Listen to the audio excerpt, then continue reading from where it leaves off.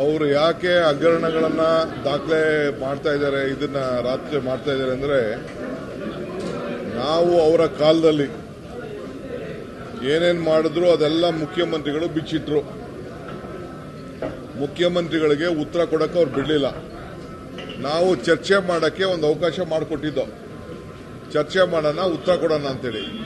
ಅವ್ರು ಏನೇನು ಬೇಕೋ ಹೇಳಿದ್ರು, ನಾವು ಹೇಳಕ್ಕೆ ಅವರು ಬಿಡಲಿಲ್ಲ.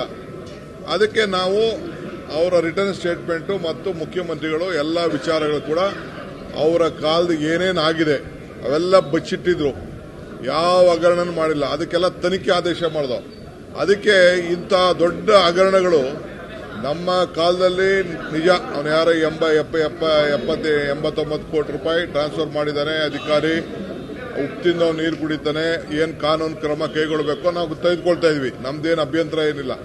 ಸೊ ಅವ್ರದ್ದೆಲ್ಲ ಇತ್ತಲ್ಲ, ಅದನ್ನ ಮುಚ್ಚಕ್ಕೋಸ್ಕರ ನಮ್ದೆಲ್ಲ ಈಚೆ ಬಂದ್ಬಿಡ್ತದೆ ಅಂತೇಳಿ ಇವತ್ತು ಮಾಡ್ತಾ ಇದ್ದಾರೆ.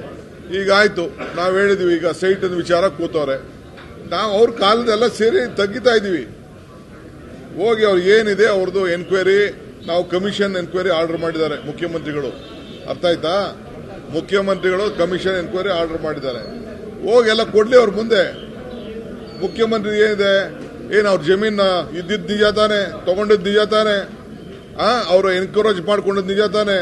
ಅದಕ್ಕೆ ಬಿಡಿ ಅವರು ಮೂಡವರು ಕಾರ್ಪೊರೇಷನ್ ಕೊಟ್ಟವ್ರೆ. ಏನು ಅವ್ಯವಹಾರ ಏನಾಗಿದೆ, ಅವ್ಯವಹಾರ ಮಾಡಿರೋದೆಲ್ಲ ಅವ್ರ ಕಾಲದಲ್ಲಿ, ಅವರೇ ಇದಕ್ಕೆ ಪಿತಾಮಹ. ಅದು ಕಂಪ್ಲೀಟ್ ಆಗಿ ಎನ್ಕ್ವೈರಿ ಆಗಲಿ, ಅವರು ಕೊಡ್ಲಿ.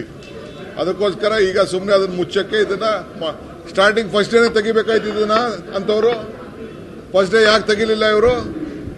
ಇದು 2 ವರ್ಷದಿಂದನೇ ಪೇಪರ್ ಬಂದಿತ್ತು ಈ ಎಲ್ಲ ವಿಚಾರ. 2 ವರ್ಷದಿಂದನೇ ಬಿಜೆಪಿ ಕಾಲದಲ್ಲಿ ಇಂತ ಕೊಟ್ಟಿದ್ದಾರೆ ಅಂತ ಅವತ್ತಿಂದನೇ ಮಾತಾಡಬಹುದಾಯ್ತಲ್ಲ.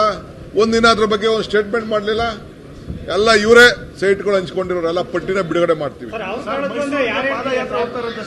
ಪಟ್ಟಿಗೆ ಎಲ್ಲ ಇಲ್ಲ, ಈಗ ನೆಕ್ಸ್ಟ್ ಬಿಡ್ತೀವಿ. ಅವ್ರದ್ದು ಶುರು ಮಾಡ್ಲಿ, ಅವ್ರದ್ದು ಏನೇನು ಮಾಡ್ತಾರೆ ಎಲ್ಲ ಕಂಪ್ಲೀಟ್ ಬಿಡ್ತೀವಿ. ಡೆಲ್ಲಿ ಗಂಟ ಮಾಡ್ಲಿ, ಯಾರು ಬೇಡ ಅಂತ ಹೇಳ್ತಾರೆ. ಅದಕ್ಕೆ ಮಾಡಕ ಆಮೇಲೆ ಪಟ್ಟಿ ಬಿಡುಗಡೆ ಮಾಡ್ತೀವಿ.